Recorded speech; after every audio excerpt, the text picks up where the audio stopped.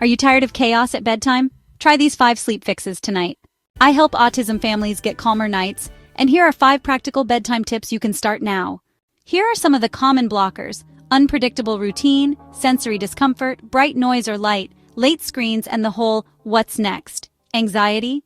Tip 5. Make bedtime visible.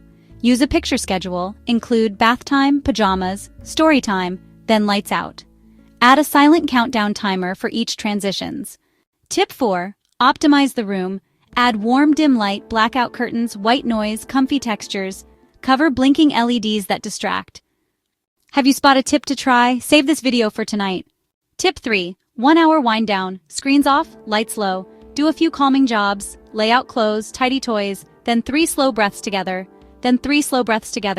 Smell the flower, blow the candle.